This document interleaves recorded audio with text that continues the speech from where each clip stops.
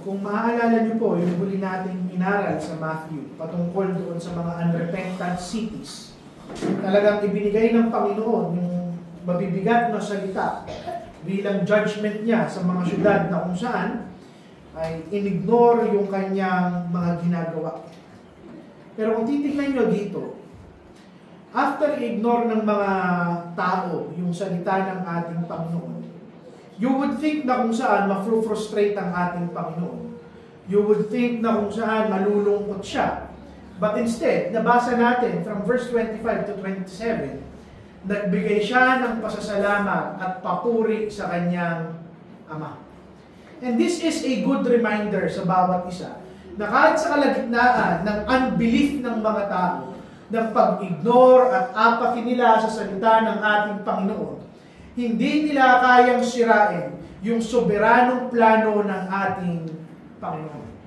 Makikita mo ang ating Panginoong Jesucristo rito na nagbibigay puri sa wisdom ng kanyang Ama. At ano yung wisdom na yun? Hindi nila pinili ang Panginoon, hindi sa inignore nila ang Panginoon, hindi sa binaliwala nila yung salita ng Panginoon. Pero sabi dito ng Panginoong Jesucristo, nangyari yun dahil itinago sa kanila ng kanyang Ama ang katotohanan ng kanyang salita. Nagbibigay-pugay siya sa kanyang Ama dahil ipinakita ng kanyang Ama yung soberanong kagustuhan niya. Ang sabi doon, for so it seemed good in thy sight. Itong maikling passage na ito, ipapakita sa atin ito kung ano yung tunay na plano ng Panginoon, kung paano siya kumikilos at sino ang persona ng ating Panginoong Jesucristo. Because these verses teach us na ang kaligtasan ay binibigay at nanggagaling lang yan sa ating Panginoon. Sa verse 25, may kita natin dito ang sabi, and that time, Jesus answered and said, I thank thee, O Father, Lord of heaven and earth, because thou hast hid these things from the wise and prudent, and hast revealed them unto babes. Ay, mamaya na po, alas 3 pa ang mga bata. Ha? Alas 3. Okay.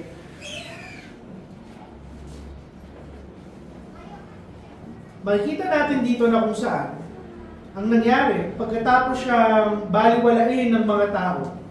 Nanalangin ng ating Panginoon at ibinigay niya ang puso niya sa kanyang Ama na namamangha sa divine sovereignty ng kanyang tatay. In the midst ng rejection na nangyari sa ating Panginoong Jesucristo, ang response ng ating Panginoon, pasasalamat. Ngayon, himayin natin kung bakit. Una, dahil in-acknowledge ng ating Panginoon ang kanyang Ama as Lord of heaven and earth. O Father, Lord of heaven and earth. Makikita natin dito na kung saan talagang itinataas ng Panginoong Jesucristo yung sovereignty ng kanyang Ama. Na ang kanyang Ama ay hindi lang tribal God ng Israel, hindi lang siya localized power, pero siya ang Panginoon ng langit at ng lupa. Siya ang Panginoon ng lahat ng creation. Siya yung Panginoon na perpekto ang kanyang authority. Ipinapaunawa sa atin at pinapaalala sa atin na yung rejection na ginawa ng mga syudad ng Chorazin, ng Bethsaida, ng Capernaum, kung maaalala nyo nung huling linggo, sinasabi ng Panginoong Jesucristo na hindi niya ina-undermine yung authority ng kanyang Ama. Na yung unbelief ng mga tao, hindi niya kina-cancel out yung sovereignty ng ating Panginoon. Ang sinasabi dito ng Panginoong Jesucristo na ang gospel, ang kanyang salita, hindi yan dependent sa tao. Tumanggap sa hindi ang lahat ng taong nakikinig ng kanyang salita. This is just the unfolding ng eternal plan ng ating Panginoon. Para sa atin, ano yung ibig sabihin nito? Tulad ng Panginoong Jesucristo, pwede tayo ma-comfort at magpahinga sa katotohanan na Panginoon pa rin ang may control sa lahat, even at times na ang pakiramdam natin fruitless ang ating ministry. Ano yung punto? Hindi natin trabahong magligtas ng tao. It is God's plan. Trabaho yun ng ating Panginoon. Ang trabaho natin sa ministeryong ito ay tapat na gampanan ang panawagan natin sa harap ng ating Panginoon. And the results are in the hands of the Father, who is the Lord of heaven and earth. Pero hindi lang doon. Dinugtangan siya ng ating Panginoon. Because thou hast hid these things from the wise and prudent. Ano yung mga these things na ito? Yung things na ito, these are the truth ng salita ng ating Panginoon. This is the gospel of Christ. Ito yung realidad ng kaligtasan. Dinedeclare dito ng ating Panginoon na hindi nila nireject yung ating Panginoon dahil gusto lang nila. But they rejected Christ simply because the truth has been hidden by the Father. Dahil hindi ipinaunawa sa kanila ng ating Panginoon yung lalim at kagandahan ng kanyang grasya. At kanino niya itinago yung mga bagay na to? To the wise and prudent. Hindi sila yung mga tunay na may karunungan. Hangal sila sa harap ng ating Panginoon. Pero sino yung mga binabanggit dito? Yung mga taong nagtitiwala sa sarili nilang karunungan, sa sarili nilang kabutihan, sa religious pride nila. Sa panahon ng Panginoong Jesucristo, these are the scribes and the Pharisees, na mas nagtitiwala sila sa sarili nilang understanding rather than na yumuko sila at magpasakop sila sa ating Panginoon. Nawa na yung pinakamatinding lesson dito. That the greatest barrier to salvation is your own pride. Those who think that they are wise, sila yung madalas na kung saan hindi nila nakikita yung katotohanan ng salita ng ating Panginoon. Those that think that they are good, sila yung hindi nakakakita na kung saan kinakailangan nila yung kabanalan ng ating Panginoon. Those who think that they are strong, sila yung hindi umaasa sa kalakasan ng ating Panginoon. Human pride is closing the door para maunawaan ng bawat isa yung katotohanan ng kanyang salita. Now, in contrast, in comparison, tinuloy ulit ng ating Panginoon, and has revealed them unto babes. Tingnan niyo yung imahe na pinipinta ng Panginoon.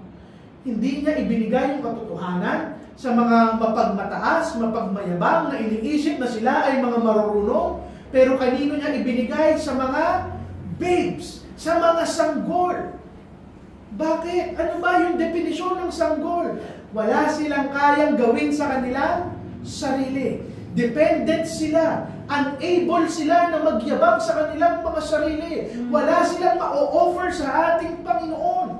At dito, ipinigay ng Panginoon yung yaman ng kanyang katuruan. At hindi ba ito totoo?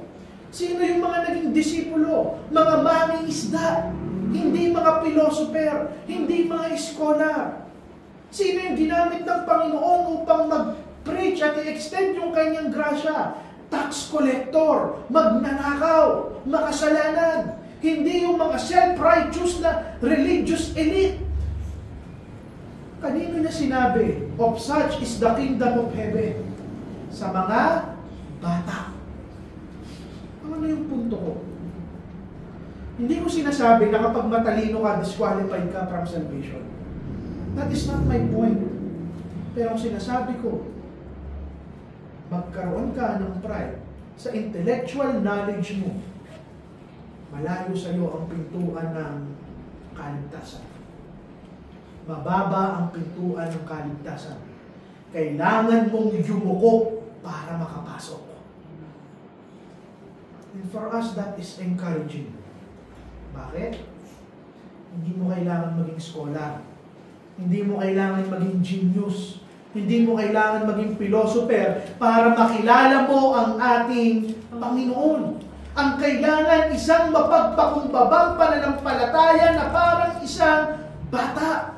Isang batang umaasa sa ating Panginoon. Ang kailangan mo, recognition ng iyong pangangailangan. at recognition na kailangan mong magtiwala sa ating Panginoong Jesucristo. Amen. Now, in our first point, ano yung application? Katulad ng Panginoong Jesucristo, may maligtas, may mag-ignore, may tumanggap, may mag-reject, magpapuri ka sa sovereignty ng ating Panginoon. Dahil kahit ano ang maging reaksyon ng isang tao, parte yan ng plano ng ating Panginoon. Rest in God's eternal plan. Dahil kahit i-reject nila ng paulit-ulit yung salita ng ating Diyos, our Father is still the Lord of heaven and earth. Pangalawang application, beware of pride. Yung arrogance natin, yung intellectual arrogance, yung self-righteousness, binubulag tayo niyan sa salita ng ating Panginoon. Makinig ka ng may pagpapakumbaba, recognize na ang kaligtasan ay regalo at kailanman hindi magiging achievement ng tao. Pangatlo, yakapin mo ang pananampalataya na parang isang bata. Dahil ang gospel ay hindi para sa malakas, hindi para sa magaling, hindi para sa mabuti at matatalino. Dalhin mo ang pangangailangan mo, ang kawalan mo, ang helplessness mo, saka lamang i-reveal ng Panginoon ang sarili niya sa iyo. Second point. Sabi sa verse 26, even so, Father, for so it seemed good in thy sight. Itong maikling verse na to ay isa sa mga napakagandang bagay na sinabi ng Panginoon Jesucristo. Pagkatapos niyang i-affirm yung sovereignty ng kanyang Ama, pagkatapos niyang sabihin na itinago ang katotohanan sa mga mayayabang at hambog, hindi nagprotesta ang ating Panginoong Jesucristo. Hindi niya kinwestiyon yung kanyang Ama, Ama, bakit hindi mo ipinakita sa kanya? Ang sabi niya, even so, Father, kahit na Ama.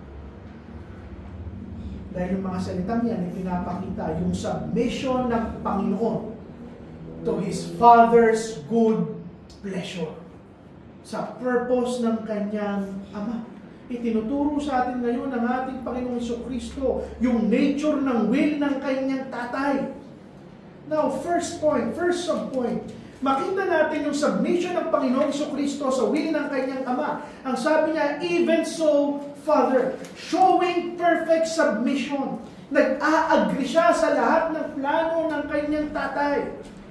Pinapakita yung masayang pagtanggap ng ating Panginoon na kahit nire-reject ng tao yung kanyang ginagawa, nire-reject ng tao yung kanyang mensahe, hindi siya nalungkot, hindi siya nagreklamo, hindi siya nasaktan. Pero ang sabi niya, even so, Father. Ano yung punto? Jesus Christ is modeling a life of total surrender to His Father. At napakalayo ng Panginoong Jesucristo sa atin. Ilan sa atin ang nabubuhay na kapag hindi umayon sa expectation natin, yung ginagawa ng mga taong nakapaligid sa atin, nagre-reklamo tayo. We question God's wisdom. We doubt God's wisdom. Pero ang tinuturo sa iyo ng Panginoon, sa kahit anong mangyari ang sabihin mo, even so, Father. At ano yung katuloy? Even so, ano? For so it seemed good in thy sight. Ano yung standard ng tama? Ano yung standard ng mabuti? Whatever is good in God's sight. Kung ano yung mabuti sa paningin at pananaw ng ating Panginoon. Alam niyo, hindi nagbabago yung will ng Panginoon. It is always wise. It is always good. At kung ano yung pipiliin ng Panginoon, it is good. Do you know why? Because God is good. Notice na hindi sinabi ng Panginoon, even so, Father, dahil nauunawaan ko. Hindi niya sinabing, even so, Father, dahil nakikita ko kung ano yung mangyayari. Sabi niya, even so, Father, for it seemed good in thy sight. Christ is resting in His Father's wisdom. He trusts na mabuti ang mangyayari. At parte ito ng plano plano ng Panginoon dahil mabuti ang kanyang Ama. No. Does it mean na limited yung wisdom ng Panginoon? No. Sinabi niya ito upang mag-set ng example sa atin. Ano yung punto ko? Even if hindi mo nauunawaan yung nangyayari at kung bakit ito pinapahintulutan ng Panginoon, magbigay tayo ng puri even so, dahil alam natin na kung parte yan ang pinahintulutan niya ng plano ng Panginoon, yan ang pinakamabuting bagay na pwedeng mangyari. Amen. This is a critical lesson for us. Siguro mga kapatid, hindi natin kayang i-trace yung kamay ng Panginoon. At times, hindi natin nauunawaan kung bakit. Hindi natin unawa kung bakit na sinasarado yung mga pinto sa ating buhay. Hindi natin alam bakit tayo may trials. Hindi natin alam bakit na pinapahintulutan yung persecution. Hindi natin alam bakit hindi niya sinasagot yung panalangin. Pero yung tunay na pananampalataya, it does not demand any explanation from God. Wala tayong karapatan. Pero yung tunay na pananampalataya, nagtitiwala yan sa katotohanan. At anong katotohanan? For so it seemed good in thy sight. Dahil ito ang mabuti sa iyong pananaw. And this is an example for believers. Christ's words provide an example for us. Kung yung perpektong anak ng Diyos ay kaya niyang magsaya sa kagustuhan ng kanyang Ama, kahit na nire-reject siya ng tao, misunderstood siya ng tao, kinakalaban siya ng tao, how much more pa kaya tayo na tao lamang? Ano yung punto? Life is hard for you. If you are confused, kung yung ministry mo, ang pakiramdam mo hindi nagbubunga, kung mabigat yung mga pinagdadaanan mo, learn to say, even so, Father. Dahil itong mga salitang ito, this is not resignation. This is worship. Hindi ito pagkatalo. Pero yung confidence na kung ano yung ibibigay ng Panginoon sa iyo, it is the best. Amen. Sabi ni Job, Job 13:15, though he slay me, yet I will trust in Him.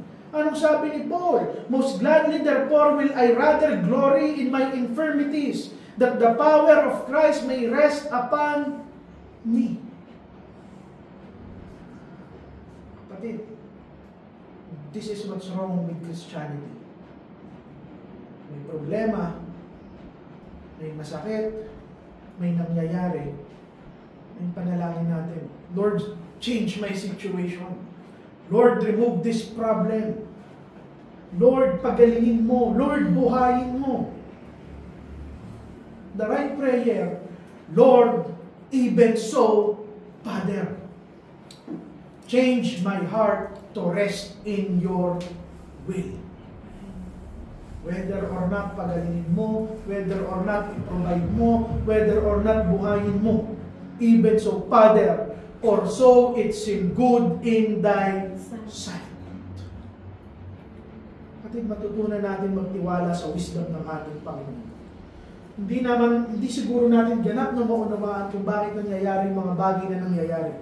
Pero hanggat pinapahintulutan niya ng Panginoon, it is good. May uunawa mo yan. Then submit joyfully sa kanyang kagustuhan.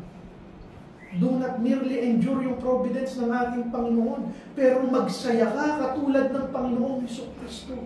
At magkaroon ka ng kapayapaan the moment na isurrender mo yung kagustuhan mo sa kagustuhan ng ating Panginoon. Pangatlong punto. Verse 27. Sabi dito, all things are delivered unto me of my Father, and no man knoweth the Son but the Father. Neither knoweth any man the Father save the Son, and he to whomsoever the Son will reveal.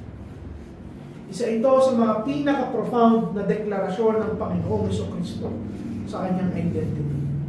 Makikita mo dito ay napakagandang misteryo ng Trinity. Makikita mo dito yung authority ng ating Panginoong Jesucristo At pinapakita nito na yung revelation ng persona ng Diyos, it is only exclusive sa persona ng ating Panginoong Jesucristo. Noong una, tingnan natin yung authority ng ating Panginoong Jesucristo. Sabi doon, all things are delivered unto me of my Father. This talks about the authority entrusted by the Father to the Son.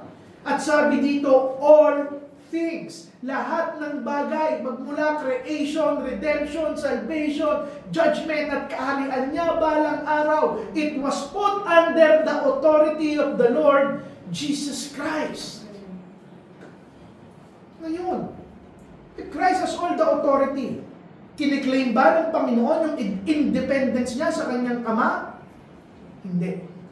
Pero pinapakita dito, delegated, ibinigay yung authority ng Ama sa Anak. It is in perfect harmony sa kanyang tatay. Ito yung divine order ng kaligtasan. Ama yung nagplano, Anak yung nag-execute, at yung Holy Spirit yung nag-a-administer sa bawat isang mananampalataya. Ano yung punto? Christ and His Father are one. That Christ is Lord of all. Nang sabi niya, O Father, Lord of heaven and earth, that is the same God that is Christ. He is Lord over all creation, over life and death, over heaven and earth, over salvation and condemnation. Lahat yan ay under the authority ng ating Panginoong Jesucristo. Ano yung application yan sa atin? Kung lahat ng bagay ay under sa Kanya, ibig sabihin, walang area o parte ng buhay mo na labas sa kontrol ng ating Panginoon. For this, the believer should have comfort. Dahil yung parehong kamay na nagpagaling ng may ketong, ng pilay, nagpakalma sa bagyo, bumuhay ng patay, yung parehong kamay na binali at inunat sa krus ng Kalbaryo, ay yung kamay na humahawak sa lahat ng parte ng buhay mo. Tingnan nyo, iba yung pagkakakilala ng anak sa ama at ng ama sa anak. Sabi doon, no man knoweth the Son but the Father, neither knoweth any man the Father save the Son. Ibig sabihin, there is a relationship between the Son and the Father and the entire Trinity na hindi natin fully mauunawaan, pero sila lang dalawa ang nakakaalam. May intimacy within the Trinity. May kaalaman sila na absolute at eternal at kakaiba na walang ibang tao o entity sa mundong to na makakaunawa. Hina-highlight nito yung limitasyon natin bilang mga tao.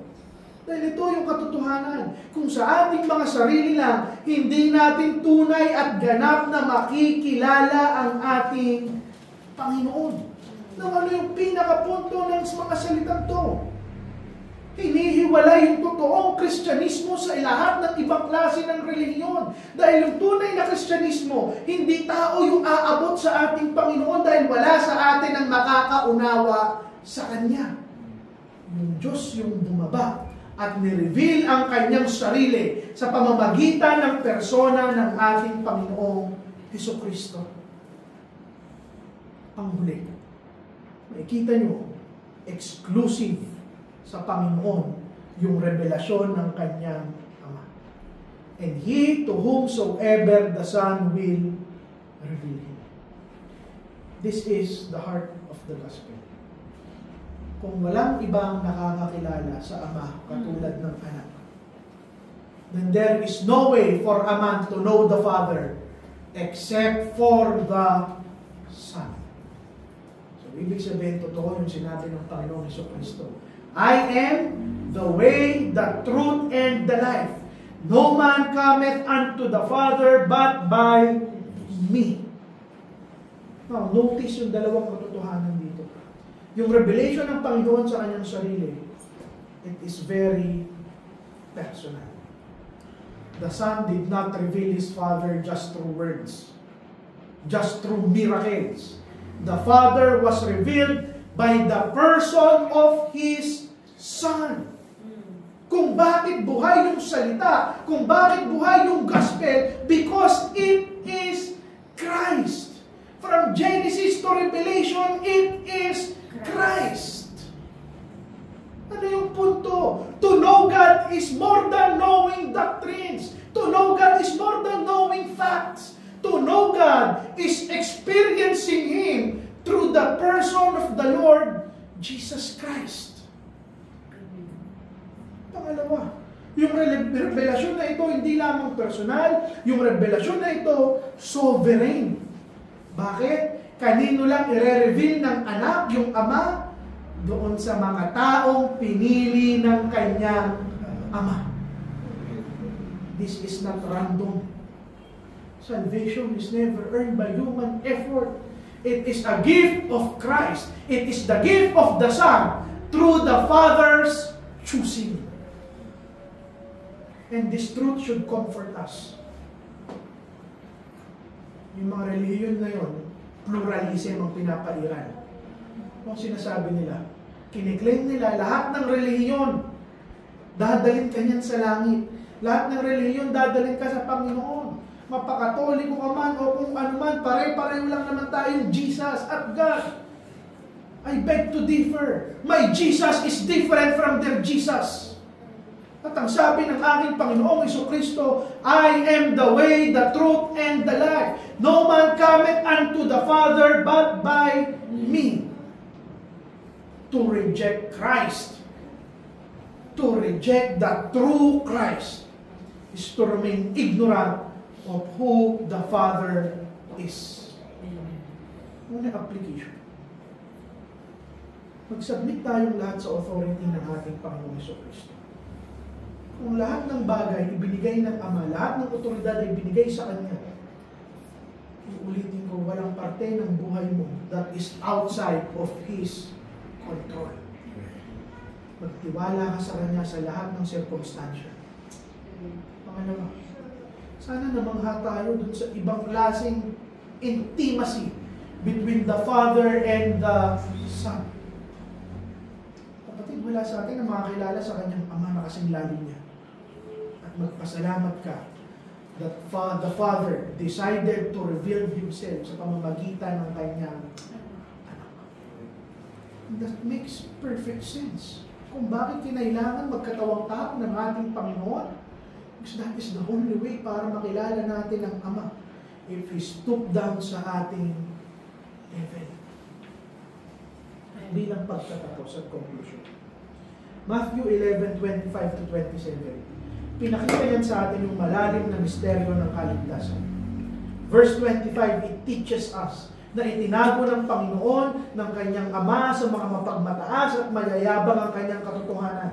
Verse 26, ipinakita niya that even at the midst of rejection, matuto tayong magtiwala sa kagustuhan ng Kanyang Ama. Even so, Father, everything that happens, this is the best thing that can happen dahil parte yan ng plano ng ating Panginoon. At verse 27, Christ has declared that He is the ultimate authority na magdadala sa atin ng relasyon sa Kanyang Ama. And together, ano lang naman yung nare-remind ng set of verses na ito sa atin? That salvation is never discovered by human wisdom. Salvation is never earned by human effort. Salvation is never secured by human strength. It is a gift of God's grace. Amen. Revealed through the Son, the Lord Jesus Christ, for those who come to Him with childlike faith and humility. Therefore, the call to us this afternoon, napakalinaw. Lay aside pride. Embrace humility. At lumapit ka sa anak dahil siya lang ang makakapagpakilala sa iyo sa Kanyang Ama. Para sa mga Kristiyano. At the times that we are rejected, persecuted, even at trials, matutunan natin sabihin, even so, Father, for we need to rest in God's good pleasure. Manalangin po tayo. Panginoon, salamat po sa inyong salita, sa paalala, panawagan, Panginoon. Kailangan ko ang kasiguraduhan ng kaligtasan ng mga tao nandito, bata, matanda,